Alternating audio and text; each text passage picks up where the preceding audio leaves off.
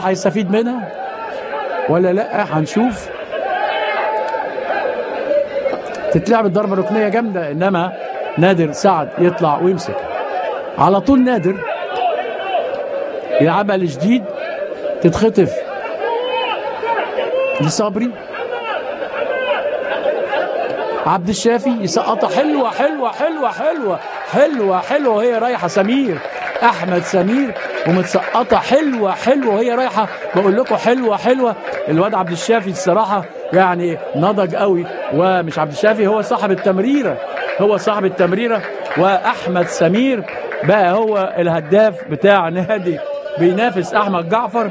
وزي ما قلت لحضراتكم ان الزمالك بدأ بعد 5 دقايق يلم نفسه، وفي الدقيقه 11 بزمن الشوط الاول تمريره حلوه قوي في غفله من حازم فتحي ومحمد حافظ وحموده، يخش احمد سمير الغير مراقب تماما، وكانه بصهم اهو، بص حازم وبصهم باص وقال له بص خد الكره دي اهو، بصهم جاي من الخلف الامام وطالع في توقيت كويس قوي واصطادها. وده بيني وبينك مش هو ده الراجل نمره محمد حمودي، ما نزلتش معاه.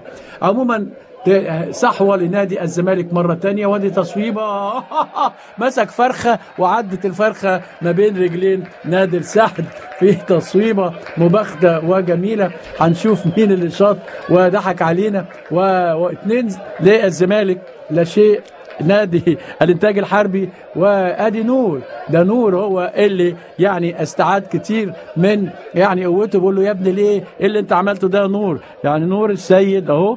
يعني بص حضراتكم ادي اول فرخه هوب مسك الهوا، وبعدين يعني وادي تاني فرخه هو بص هوب الراجل ايه فلتت ما بين رجليه. يا ساتر يا ساتر يا ساتر يا نادر السعد في عز ما يعني في اراده رهيبه.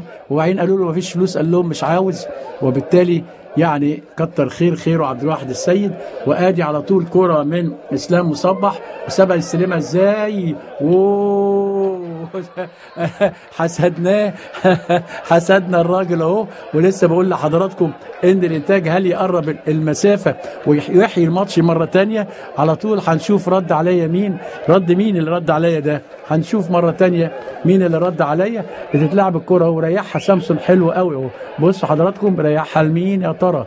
هنشوف اهو تريحت هناك. و تشوت ببند كده، يمكن محمد عبد الله